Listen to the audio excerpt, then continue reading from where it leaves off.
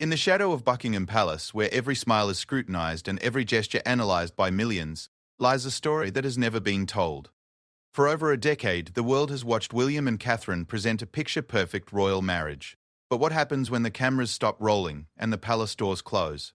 A new biography has shattered the carefully constructed image, revealing intimate details that even the most dedicated royal watchers never imagined. From heated arguments that echoed through Kensington Palace corridors to tender moments shared away from prying eyes, this is the story of two people trying to build a genuine relationship while the entire world watches their every move. What you're about to discover will challenge everything you thought you knew about the future king and queen. These aren't the sanitized stories fed to royal correspondents or the carefully staged photo opportunities. This is raw, unfiltered truth about love, duty, sacrifice, and the price of wearing a crown. Prepare to step behind the velvet curtains and marble pillars into a world where tradition clashes with modernity, where personal desires must bow to royal protocol, and where two young people discovered that fairy tales come with a cost nobody talks about.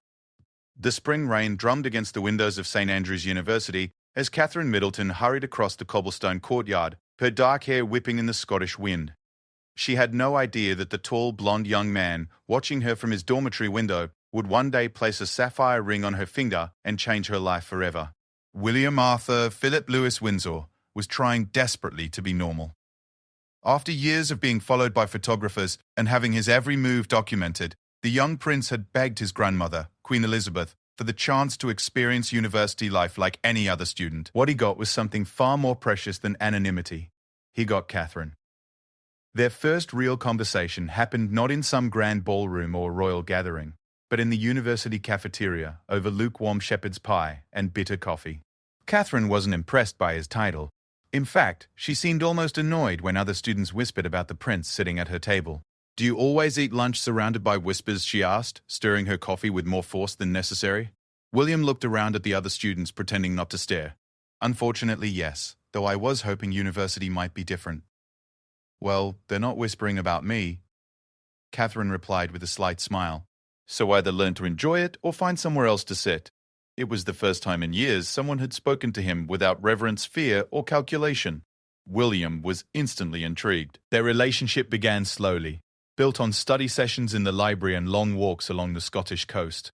Catherine treated him like William the student, not William the future king. She challenged his opinions in their art history classes, beat him at tennis, and once famously told him his essay on Renaissance painting was thoroughly mediocre. But it was during their second year that everything changed. Catherine had agreed to participate in a charity fashion show, and when she walked down the runway in a sheer black dress over a bandeau top and black shorts, William's careful composure cracked. He leaned over to his friend Fergus and whispered words that would later become royal legend. "She's absolutely stunning." The biography reveals that William spent the rest of that evening working up the courage to ask Catherine out properly. Not for coffee between classes or group study sessions, but for a real date. He was terrified she would say no, not because of royal protocol, but because he genuinely cared what she thought of him. Their first official date was dinner at a small Italian restaurant in town. William had chosen it specifically because it was dimly lit and tucked away from the main student areas. He arrived 30 minutes early, pacing outside until Catherine appeared in a simple blue dress that made her eyes sparkle. "You're nervous," she observed as they sat down. "Terrified," William admitted, abandoning the royal training that demanded he never show weakness. "Good," Catherine smiled. "That means this matters to you." What followed was 3 hours of conversation that flowed like wine. They talked about their families, their fears, their dreams for the future. William found himself describing the weight of expectation that had pressed down on him since childhood, while Catherine spoke about growing up as a middle-class girl who felt caught between worlds. Too posh for some, not posh enough for others. "Do you ever wonder what your life would be like if you were just William Wales?" Catherine asked, using the surname he used at university. "Every single day," William replied. "But tonight I feel like I might be getting a glimpse of it." The biography reveals intimate details about their university years that paint a picture of two young people falling deeply in love while navigating the impossible circumstances of his birth. Catherine learned to spot the photographers who occasionally found their way to St. Andrews. William learned what it meant to have someone love him for who he was, not what he represented. Their relationship wasn't without its challenges. Catherine struggled with the attention that came with dating a prince. Photographers began following her to classes, and tabloid newspapers started digging into her family background. Her parents, Michael and Carol Middleton, found their business and personal lives suddenly under intense scrutiny. "I never signed up for this," Catherine confided to her roommate during their third year. "I just wanted to date a boy I liked."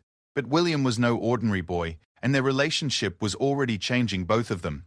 Catherine began to understand the weight of royal duty, while William discovered what it meant to have a true partner. Their friends noticed how protective he became of her, often placing himself between Catherine and the curious stares of other students. The most revealing moment came during their final year, when Catherine seriously considered transferring to another university. The pressure of constant attention had become overwhelming, and she worried that her presence was making William's university experience more difficult than it needed to be. William's response was immediate and decisive. He drove through the night from London, where he had been attending a royal engagement, to arrive at Catherine's door at 6 in the morning. Still wearing his formal suit from the night before, he stood in the rain and delivered what the biography describes as the most important speech of his young life. "If you leave, you're not just leaving St. Andrews," he told her. "You're leaving me, and I can't promise you that this will get easier, but I can promise you that I want to face whatever comes next with you beside me." Catherine's decision to stay changed the course of royal history. But more than that, it revealed the depth of feeling between two people who had found something real in the most unlikely circumstances. Their graduation ceremony was bittersweet. They had created a bubble of normalcy that they both knew was about to burst. As they posed for photos with their families, the weight of the real world pressed down on them. William would return to his royal duties, while Catherine would have to decide what came next for a young woman in love with the future King of England. The biography captures their last night at St. Andrews with startling intimacy. They walked along the same coastal path where they had shared their first deep conversation, both knowing that everything was about to change. "Whatever happens next," William told her as they watched the sun rise over the North Sea, "these 4 years have been the best of my life." Catherine's response was equally heartfelt. "Then we'd better make sure the next part of our story is just as beautiful." Neither of them could have predicted the challenges that lay ahead. The years of separation, the intense media scrutiny, the pressure from palace officials who questioned whether a commoner could ever truly become queen. But in that moment, watching the Scottish sunrise paint the sky in shades of gold and pink, they had something that money couldn't buy and titles couldn't guarantee. They had each other. The foundation of their relationship, built on genuine affection and mutual respect, would be tested in ways they couldn't imagine. But it was also strong enough to survive everything the royal world would throw at them. Their university love story was ending, but their real adventure was just beginning. The black Range Rover pulled away from St. Andrews for the final time, carrying William back to his royal duties and leaving Catherine standing in the car park with her suitcases and an uncertain future. The fairy tale romance of their university years was over, and the harsh reality of dating the future King of England was about to begin. Catherine moved back to her family home in Berkshire, a jarring transition from the independence of university life to living with her parents again at age 23. The media attention that had been manageable in the controlled environment of St. Andrews suddenly became overwhelming in the real world. Photographers camped outside her parents' house, followed her to the gym, and pursued her car through London streets. The woman who had once walked freely across university campuses now found herself trapped, unable to leave home without facing a barrage of camera flashes and shouted questions. "Where's William?" they would call out. "When are you getting engaged? What do your parents think about you dating a prince?" The biography reveals that Catherine spent many of those early months questioning whether she had made the right choice. The carefree young woman who had challenged William over coffee was slowly being suffocated by the weight of public expectation and media intrusion. Meanwhile, William was struggling with his own challenges. Thrust back into the formal world of royal duties, he found himself missing the normalcy Catherine had brought to his life. But palace advisors were already raising concerns about their relationship. Senior courtiers questioned whether Catherine came from the right background to eventually become queen. "She's lovely, sir, but is she ready for this life?" one particularly blunt advisor asked during a private meeting. "The scrutiny will only get worse, and the demands of royal duty are unlike anything she's experienced." William's response was defensive and immediate. "She's the strongest person I know. She can handle anything." But privately, he was beginning to wonder if that was true. Their phone conversations, once filled with laughter and easy conversation, became strained. Catherine seemed withdrawn, while William felt frustrated by his inability to protect her from the media storm. The first major crisis came 6 months after graduation. Catherine had finally found work as an accessories buyer for the clothing company Jigsaw, but photographers made her daily commute impossible. Pictures appeared in newspapers showing her looking stressed and tired, with cruel headlines questioning whether she was cut out for royal life. The breaking point came on a rainy Tuesday morning when Catherine stepped out of her flat to find 50 photographers waiting for her. The usually composed young woman who had handled university media attention with grace finally cracked. "Please," she said, her voice barely audible above the clicking cameras. "I just want to go to work." The photograph that appeared on newspaper front pages the next day showed Catherine with tears in her eyes, looking overwhelmed and vulnerable. It was an image that horrified both the public and the palace. William's reaction was swift and furious. He issued an unprecedented public statement through Clarence House, demanding that the media respect Catherine's privacy. But the damage was done. Catherine felt exposed and humiliated, while William felt powerless to protect the woman he loved. Their relationship entered its most difficult phase. William was committed to his military training with the Blues and Royals, while Catherine struggled to build a life under constant scrutiny. They saw each other less frequently, and when they did meet, the easy comfort of their university days seemed like a distant memory. The biography details intimate conversations during this period that revealed just how close they came to ending things. During one particularly difficult phone call, Catherine finally voiced what they had both been thinking. "Maybe this isn't going to work," she said quietly. "Maybe I'm not strong enough for this life." William's response was immediate. "Don't say that. You are the strongest person I know."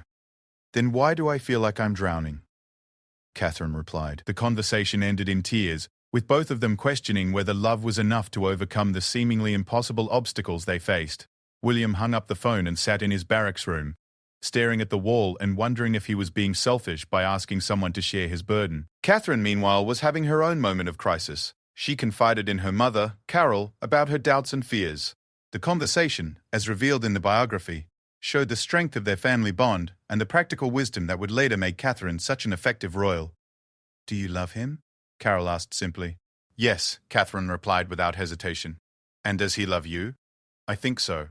I hope so." "Then the question isn't whether this is difficult," Carol said. "The question is whether you're willing to fight for something worth having." It was a turning point for Catherine. Instead of retreating further, she made a conscious decision to take control of her situation. She stopped avoiding photographers and started facing them with quiet dignity. She found ways to support William's career while building her own identity. Most importantly, she began to study royal protocol and history, preparing herself for a future she was no longer certain would happen, but was determined to be ready for if it did. William, observing these changes, fell in love with Catherine all over again. Her grace under pressure reminded him why he had been drawn to her in the first place. But the palace machinery continued to work against them, with senior advisors suggesting that William needed to play the field before settling down. The pressure reached a crescendo during William's birthday celebration in 2006. Catherine was not invited to the main party, a deliberate snub orchestrated by palace officials who wanted to send a clear message about her place in the royal hierarchy. William was furious, but he was also beginning to understand the impossible position Catherine was in. She was expected to act like a future queen while being treated like a temporary girlfriend. The contradiction was tearing their relationship apart. The biography reveals that they had a serious conversation about their future during a private weekend in Scotland. Away from the pressures of London and the watchful eyes of the media, they finally addressed the elephant in the room. "I can't keep doing this," Catherine said as they walked along a highland stream. "I can't keep pretending that everything is fine when I'm being torn apart in the newspapers every day." William stopped walking and turned to face her. "What are you saying?"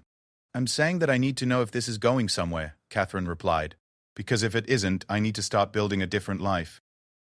The ultimatum hung in the air between them. William had spent his entire life being told that duty came before personal happiness. But looking at Catherine, really looking at her, he realized that she had become part of his duty. Not to the crown, but to himself. "I can't promise you a timeline," he said finally. "But I can promise you that I'm not walking away from this. From us." Catherine studied his face, searching for certainty in a world that offered none. "Then we need to be smarter about how we do this. Because the way we've been handling things isn't working for either of us." They spent that weekend creating a strategy for their relationship that would protect them both while allowing their love to grow. It involved more private time, clearer boundaries with the media, and a conscious effort to build Catherine's public profile gradually rather than throwing her into the royal deep end. But even their best-laid plans couldn't prevent what was coming next. The pressures of royal life and the expectations of two families would soon push their relationship to the breaking point. The young couple who had found love in the halls of St. Andrews was about to face their greatest test yet. As they drove back to London that Sunday evening, neither William nor Catherine could have predicted that within months their fairy tale would come crashing down in the most public way possible. The woman who had stood by William through years of scrutiny and pressure was about to make a decision that would shock the royal family and captivate the world. Their story was far from over, but it was about to take a turn that neither of them saw coming. The foundation they had built together was strong, but it was about to be tested in ways that would either destroy their love forever or forge it into something unbreakable. The phone call that would change everything came on a grey April morning in 2007. Catherine was sitting in her London flat reading the morning newspapers over coffee when her phone buzzed with William's name on the screen. She answered with the usual warmth, but something in his voice immediately told her this wasn't a normal conversation. "We need to talk," William said. His words clipped and formal in a way that reminded Catherine of his public speeches rather than their intimate conversations. "Okay," Catherine replied slowly, setting down her coffee cup. "What about?" There was a long pause, filled with the weight of everything they hadn't said to each other over the past months. "I think we need some space," William finally said. "Some time to figure out what we really want." The words hit Catherine like a physical blow.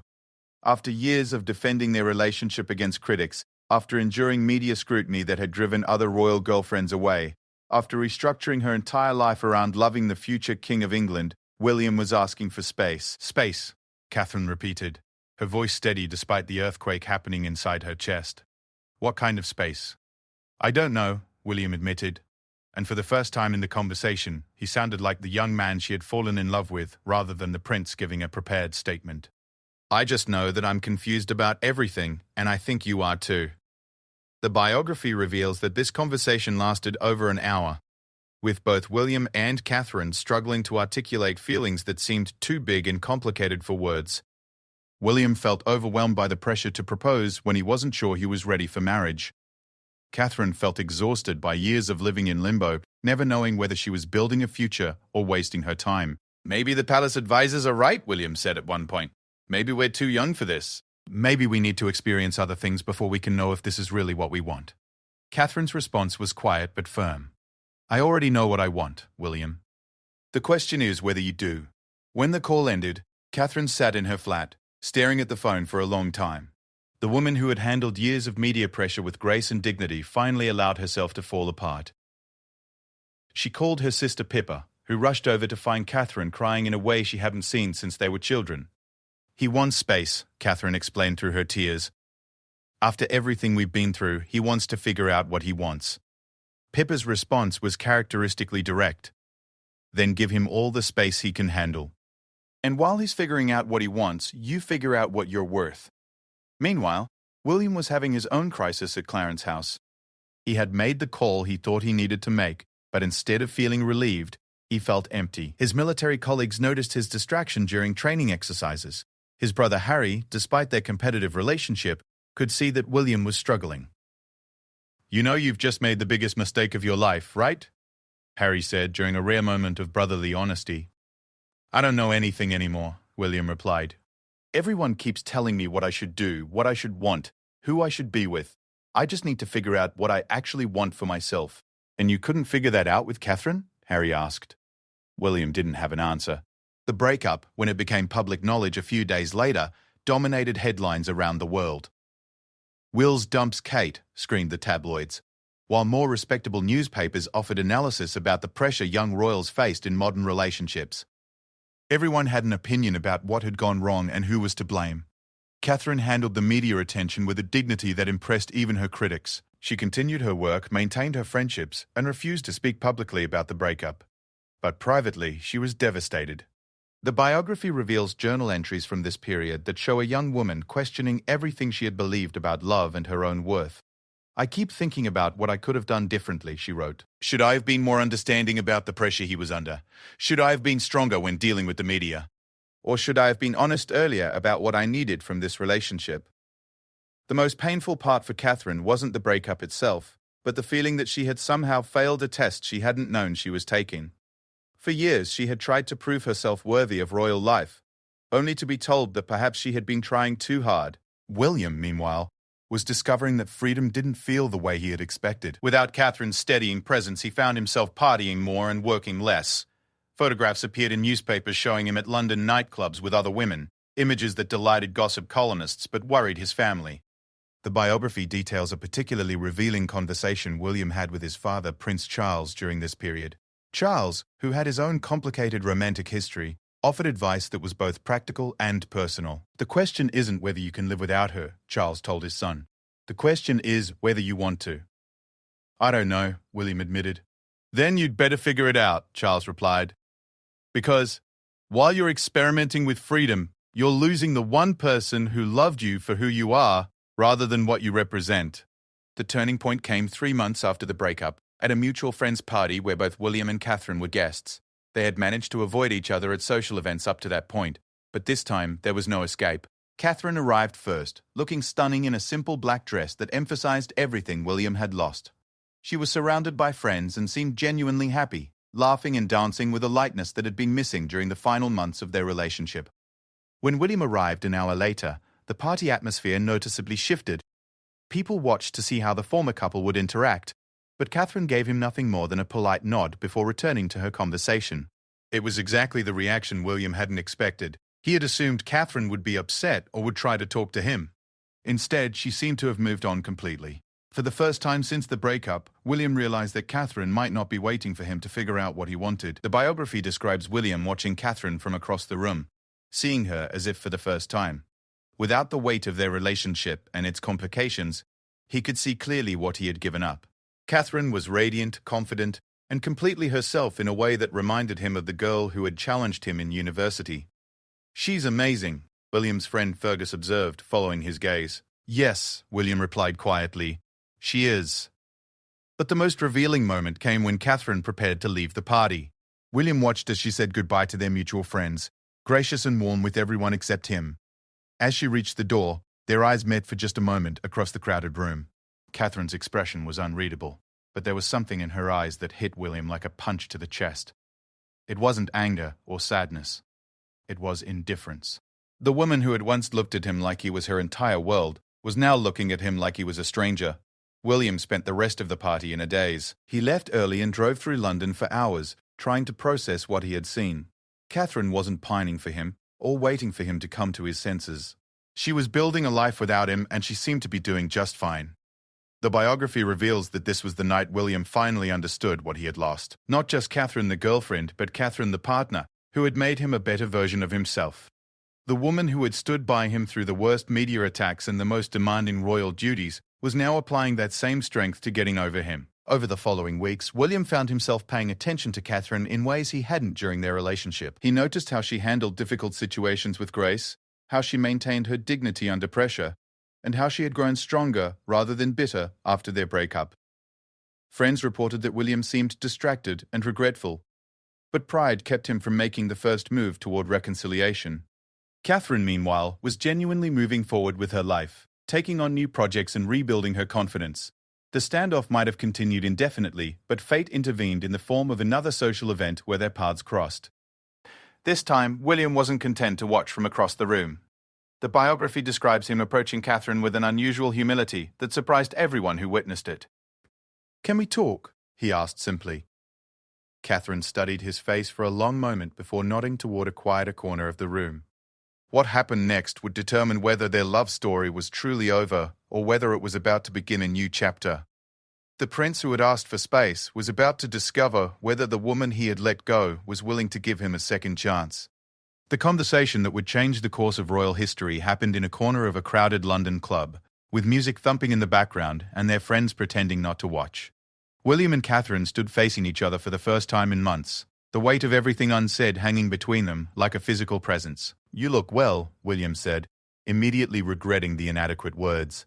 Catherine's smile was polite but distant. "Thank you. How are your studies going?" They were speaking like acquaintances, and the formality was killing William. This was the woman who had once fallen asleep on his shoulder during late-night study sessions, who had challenged his opinions and laughed at his jokes. Now she was treating him with the same careful courtesy she showed to strangers. "Catherine," William said, his voice dropping to a more intimate level, "I've been thinking about us, about everything that happened. Have you?" Catherine's tone remained neutral, but William caught a flicker of something in her eyes. Pain, perhaps, or maybe just exhaustion. "I made a mistake," William said, the words coming out in a rush. "I thought I needed space to figure out what I wanted, but all I figured out was that I want you." Catherine was quiet for a long moment, studying his face. When she finally spoke, her words were carefully measured. "You had space, William. What did you do with it?" The question hit harder than any accusation could have.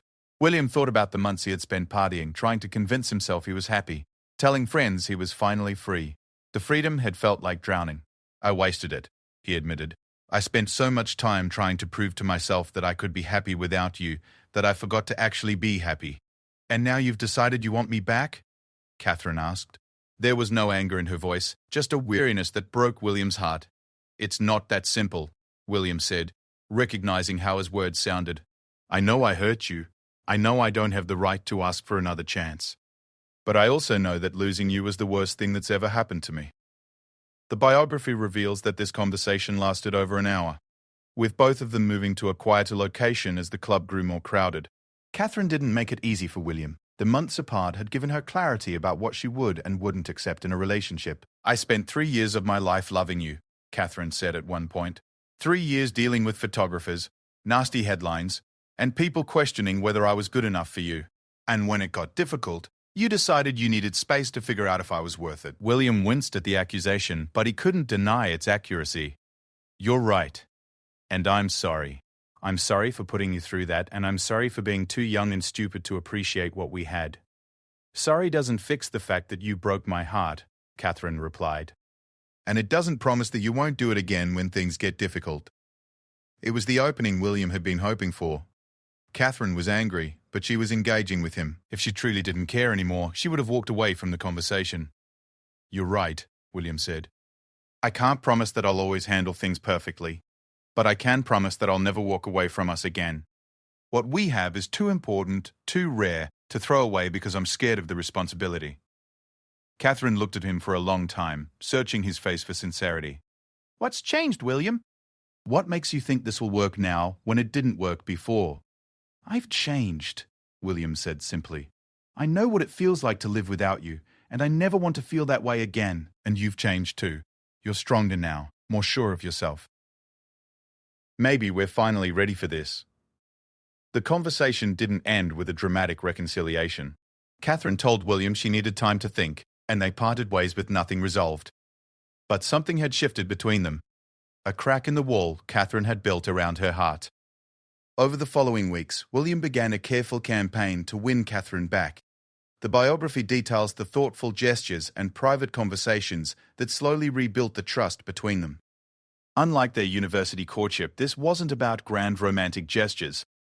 This was about proving that he had learned from his mistakes. William sent Catherine a handwritten letter, something he had never done during their original relationship. In it, he acknowledged his failures and outlined his hopes for their future. The letter, excerpts of which appear in the biography, showed a level of emotional maturity that had been missing during their breakup. "I spent so long thinking about what everyone else expected of us that I forgot to pay attention to what we expected of each other," William wrote. "You deserve better than someone who was afraid of his own feelings, and I want the chance to be that better person." Catherine kept the letter but didn't respond immediately. Instead, she had lunch with her mother, Carol, who had watched her daughter's heartbreak with the helpless frustration of any parent. "What does your heart tell you?" Carol asked. "That I still love him," Catherine admitted. "But I don't know if love is enough anymore." "Love is never enough by itself," Carol replied. "But it's the foundation everything else is built on. The question is whether you think he's ready to build something real with you." Catherine's decision to give William another chance didn't come all at once. It was a gradual warming, a series of coffee dates and long phone conversations where they talked honestly about their fears and expectations. William had to prove that he was serious about their future, while Catherine had to decide whether she was willing to risk her heart again. The turning point came during a private weekend at Balmoral. the Queen's estate in Scotland. William had invited Catherine to join him for what he described as a proper conversation about our future. Away from London pressures and media attention, they finally had the space to rediscover each other. The biography describes long walks through Highland meadows where they talked about everything they had been too afraid to discuss before. William spoke honestly about the pressures of his position and his fears about marriage. Catherine shared her own anxieties about whether she could handle the scrutiny that came with being his wife. I need to know that you're with me because you want to be, Catherine said as they sat by a stream. Not because you're supposed to be, or because it's expected, but because you choose me every day. I choose you, William said without hesitation. I choose you when it's easy and when it's hard. I choose you when the papers are kind and when they're cruel. I choose you because you make me better than I am, alone. It was the promise Catherine had needed to hear. Not a declaration of love, which they had never doubted, but a commitment to choice and effort, and daily decisions to put their relationship first. They returned to London as a couple, but this time their relationship was different. They had learned to communicate more honestly, to address problems before they became crises, and to protect their partnership from outside pressures. The biography reveals that they established new boundaries with the media and with palace officials, making it clear that their relationship was not open for public debate or manipulation. William also began the process of preparing Catherine for royal life in a more systematic way. Instead of throwing her into official events without preparation, he worked with palace staff to gradually introduce her to royal protocol and expectations. Catherine, for her part, embraced these lessons with the same determination she had shown in everything else. The most significant change was in how they handled the inevitable challenges. When photographers became too aggressive, they dealt with it together. When palace advisors questioned Catherine's background or readiness, William defended her immediately and decisively. When Catherine felt overwhelmed by public attention, William adjusted their schedules to give her more private time. Their friends noticed the difference immediately. Where their previous relationship had sometimes felt like William and Catherine against the world, this felt like a true partnership. They supported each other's individual interests while building a shared vision for their future. The biography reveals intimate moments from this period that showed two people who had learned from their mistakes and were determined not to repeat them. They talked about marriage openly, discussing not just when it might happen, but what kind of marriage they wanted to have. They planned for the challenges they would face as senior royals, while protecting the private life they had fought so hard to create. But perhaps most importantly, they learned to trust each other again. Catherine had to trust that William wouldn't run when things became difficult. William had to trust that Catherine's feelings for him weren't conditional on royal titles or public approval. The second chance they gave each other wasn't just about rekindling old feelings. It was about building something entirely new, stronger, and more mature than what they had shared in university. They were no longer the young couple who had fallen in love over coffee and study sessions. They were two adults who had chosen each other with full knowledge of what that choice would cost them. As 2010 dawned, their friends and family could see that something significant was building. William and Catherine seemed settled in a way they never had before, confident not just in their love for each other, but in their ability to handle whatever challenges lay ahead. The question was no longer whether they would marry, but when William would finally propose to the woman who had captured his heart, broken it, and then helped him put it back together again. The ring had belonged to his mother, and William carried it in his backpack for 3 weeks before finding the perfect moment to propose. It was October 2010, and they were on holiday in Kenya, staying in a remote cabin overlooking Lake Rutundu, with no photographers, no palace officials, and no one to witness what would become one of the most famous proposals in royal history, except the African wildlife. Catherine had no idea what William was planning. She thought they were simply enjoying a romantic getaway, a chance to escape the increasing speculation about their future that had been building throughout 2010. The media had begun calling her Waity Katie, a nickname that stung more than she let on, suggesting she was desperate for a proposal that might never come. But William had been planning this moment carefully. He had spoken to Catherine's father, Michael, during a formal dinner at the Middleton family home in Buckshire. The conversation, as revealed in the biography, was both traditional and deeply personal. "I'd like your permission to marry Catherine," William said, his usual confidence replaced by genuine nervousness. Michael's response was measured and protective. "Do you love her enough to make her happy for the rest of her life?" "I love her enough to try every single day," William replied. "Then you have my blessing," Michael said, "and my sympathy. You're getting quite a woman, but she deserves everything you can give her." The proposal itself happened during a morning walk around the lake. Catherine was photographing the sunrise when William dropped to one knee behind her, the sapphire and diamond ring catching the early African light. "Catherine Elizabeth Middleton," William said, his voice carrying across the still water, "will you marry me?" Catherine turned, saw William kneeling with the ring, and for a moment couldn't speak. The biography reveals that her first thought wasn't about becoming a princess or future queen, but about the young man she had fallen in love with at university finally being ready to build a life with her. "Yes," she said, tears streaming down her face. "Yes, of course, yes." The ring, Princess Diana's engagement ring, fit perfectly. William had chosen it specifically because he wanted his mother to be part of this moment, and because he knew Catherine would understand the significance of wearing something that represented both love and loss. "It's beautiful," Catherine said, looking at the ring through her tears. "But are you sure? Once we do this, there's no going back to being normal." "We were never normal," William laughed, pulling her into his arms.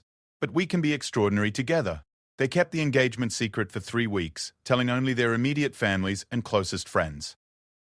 The biography describes this period as one of pure joy for both of them, a time when they could savor their decision without the weight of public expectation. Catherine called her parents first, unable to contain her excitement despite the early hour in London. Carol Middleton cried when she heard the news, remembering the heartbroken young woman who had questioned whether love was worth the pain of royal life. "Are you happy?" Carol asked. "I'm terrified and thrilled and completely overwhelmed," Catherine replied. "But yes, I'm happy. I'm so happy." William called his grandmother, Queen Elizabeth, who had watched his relationship with Catherine with interest and growing approval. The Queen's response was characteristically direct. "It's about time. She's a sensible girl, and you're lucky to have her." When they announced the engagement publicly on November 16, 2010, the reaction was immediate and overwhelming. The official photographs showed a radiant Catherine wearing a sapphire blue dress that complemented Diana's ring, while William looked more relaxed and happy than the public had seen him in years. The engagement interview, conducted at St. James's Palace, gave the world its first real glimpse into their relationship as a couple preparing for marriage. Catherine spoke with a confidence and grace that silenced her critics, while William's protectiveness and pride were obvious to everyone watching. "She's got a real naughty sense of humor, which kind of helps me because I've got a very dry sense of humor," William said during the interview. "We're a good team together." Catherine's response was equally telling. "He's got a good sense of humor, and he looks after me very well in difficult situations." But the most revealing moment came when they were asked about the pressures Catherine would face as a member of the royal family. Her answer showed just how much thought she had given to her future role. "I'm willing to learn," she said simply. "And I hope that over time I'll be able to use this position to really help people." The biography reveals that behind the scenes, Catherine was already deep into preparation for royal life. She was taking lessons in everything from constitutional history to public speaking, learning about the charities and causes she would eventually champion, and studying the examples of successful royal women who had come before her. But she was also insisting on doing things her way. When palace officials suggested she needed a complete makeover, Catherine politely but firmly declined. When they recommended she distance herself from her middle-class background, she made it clear that her family was non-negotiable. She was willing to adapt to royal life, but she wouldn't pretend to be someone she wasn't. The wedding planning process revealed both the strengths of their partnership and the challenges they would face as a royal couple. Catherine wanted a relatively intimate ceremony, while protocol demanded a state occasion. William wanted to protect their privacy, while the government saw their wedding as an opportunity for national celebration. The compromise they reached reflected their approach to royal life itself. They would fulfill their public duties with grace and dignity, while protecting the private relationship that was the foundation of everything else. The wedding would be grand enough to satisfy constitutional requirements while personal enough to reflect their actual relationship. Catherine's transformation into a public figure during the engagement period was remarkable. The shy university student who had once hidden from photographers began conducting official engagements with natural ease. She visited charities, met with dignitaries, and handled media attention with the confidence of someone born to royal life. But the biography also reveals the private struggles she faced during this period. The pressure of constant scrutiny, the weight of representing the monarchy, and the knowledge that every decision she made would be analyzed and criticized took their toll. There were moments when she questioned whether she was strong enough for what lay ahead. "I feel like I'm living in a fishbowl," she confided to William during one particularly difficult week. "Everyone watches everything I do, everything I wear, everyone I talk to."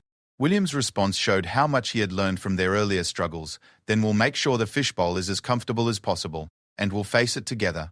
The wedding itself, on April 29, 2011, was watched by 2 billion people worldwide. But for William and Catherine, the most important moment wasn't the ceremony at Westminster Abbey, or the carriage procession, or the balcony kiss that delighted the crowds. It was the quiet moment they shared in the Abbey's vestry after signing the marriage register, when they finally had a chance to speak privately as husband and wife.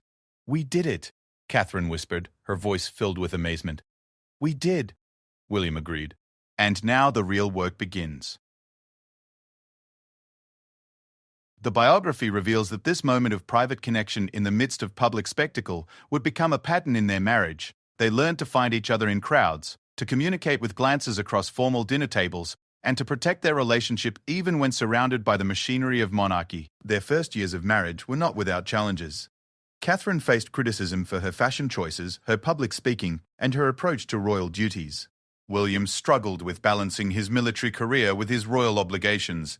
They both had to adjust to life under constant scrutiny and the pressure of representing the crown. But they also discovered something that not all royal couples had found. They genuinely enjoyed working together. Catherine's natural empathy complemented William's more formal approach to official duties. His knowledge of royal protocol helped her navigate complex situations, while her fresh perspective helped him see familiar issues in new ways. The biography describes intimate moments from their early married life that showed two people who had grown into their roles without losing sight of what made them fall in love in the first place. They still laughed at each other's jokes, still challenged each other's opinions, and still found ways to be just William and Catherine, even when the world saw them as the Duke and Duchess of Cambridge. When they welcomed their first child, Prince George, in 2013, their transformation from royal couple to royal family was complete. Catherine's approach to motherhood, balancing public interest with private protection, reflected the same careful balance they had brought to their marriage. The woman who had once questioned whether she was strong enough for royal life had become one of the monarchy's greatest assets. The man who had once needed space to figure out what he wanted had become a devoted husband and father. Together, they had created something that seemed almost impossible in the modern royal family, a genuine partnership that served both their personal happiness and their public duty. Their love story, which began with a chance meeting over lukewarm coffee, had evolved into something much more significant. They had become proof that modern royalty could be both dutiful and authentic, that ancient institutions could adapt to contemporary values, and that true love really could survive even the most extraordinary circumstances. As they settled into their roles as senior members of the royal family, William and Catherine continued to write new chapters in their remarkable story. But the foundation remained the same. Two people who had chosen each other, lost each other, found each other again, and decided that whatever challenges lay ahead, they would face them together.